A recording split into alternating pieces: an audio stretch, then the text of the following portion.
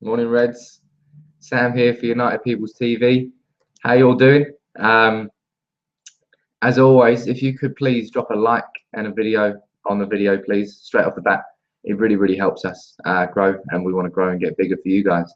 Now, yesterday was all about Sergio Ramos on UPTV Transfer Daily, and today is going to be the same thing. Not all about him, but it's the main rumor. Main rumor now going around today is from AS in Spain, who are saying that this is on their front cover, full page splash. They're saying it's going to be 30 million euros plus David De Gea for Sergio Ramos. Just think about that one. 30 million euros plus David De Gea for Sergio Ramos. No way. Not a chance. It's just ridiculous, isn't it, guys? What I want to know from you lot is, what do you think?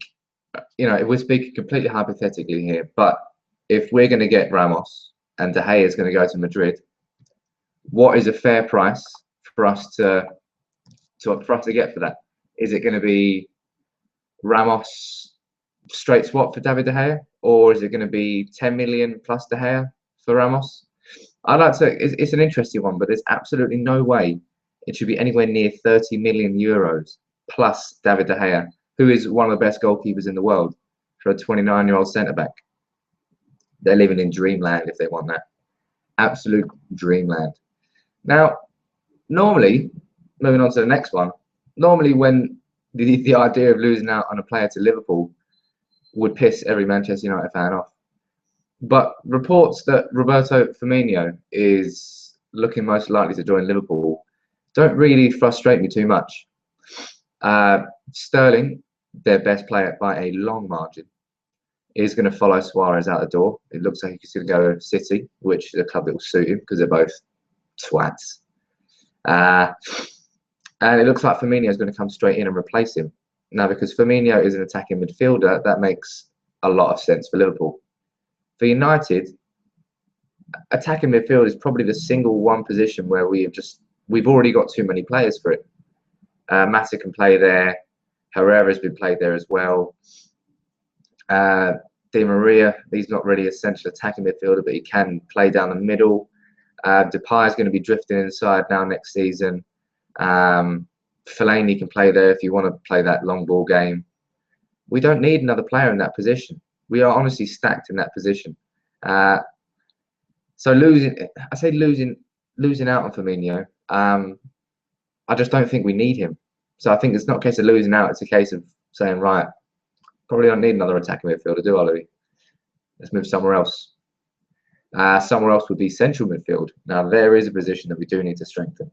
And Kimmich, who is a young German, is saying that he wants to take Schweinsteiger. He's happy to be competition for Schweinsteiger next season in his role. He said, he's my idol, he's my role model, but I want that spot.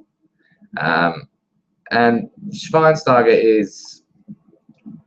he's 30, but he's still quality. He's still got the quality.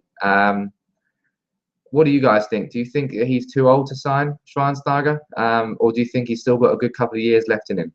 Because the way I'm looking at it now, I'm always, as you all will be, we want to sign a young player with talent who can grow into a position and become a much better player in the future. That's how United sign players.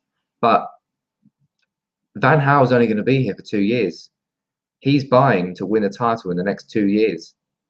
And for me, that's why we're being linked with players like Ramos, like Schweinsteiger, because Van Gaal doesn't want to wait. He wants a title now. And if he feels he's got to buy established players now to get that title, then I think we might change our transfer policy. Just my thoughts on it. And we've also got some transfer rumours or updates for players leaving as well. Now, it looks like Nani is very close to joining Fenerbahce, who are, of course, the Turkish side. Now, there's reports from Turkey that are saying that it's going to be worth roughly 8 million euros back to United. And Nani would earn around about £70,000 a week, which is quite a significant wage cut. But he needs to have a wage cut wherever he is because he's on way too much at United. Now, imagine United get that off their wage bill. Nani was on loan at Sporting Lisbon last year, but we paid all of his wages. it's like 110 grand a week. If you get that off your wage bill straight away, that is, you can get a top quality player for that wage immediately. And we've got money to burn as well. So adding more money into the pot is just going to make this pot of gold just overflow with money. It's because United have done so well in a corporate sense. They may as well invest that back into the team, and that's exactly what we need to do. And one more update for a player who could potentially leaving is Nick Powell.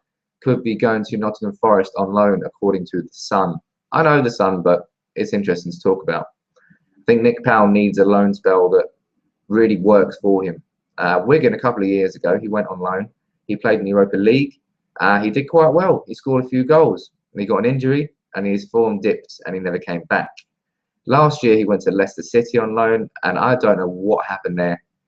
But if Nigel Pearson's son can get caught in an orgy in Thailand, then who knows what's going on behind the scenes with Leicester. They managed to survive the drop, but Nick Powell didn't manage to survive until the end of the season. He was sent back early from his loan, and he didn't really play at all. Now, there's questions over his mental approach, his attitude, or is it his ability? Now, Fergie said that Powell had the ability to fill Scholes' boots, and they're not words that he uses lightly. So I'm still going to hold my judgment on Powell. But he really has to have a strong season next year, or you can see him being shipped out. I mean, that's it for today's UPTV transfer daily. Sorry about the ums and the ahs. I'm not feeling too good, so feel sorry for me. If you can let me know in the comments below anything you want to talk about or any points I've missed today, and we'll cover them tomorrow. All right? See you later, guys. And thanks for tuning in as always. It does mean a lot.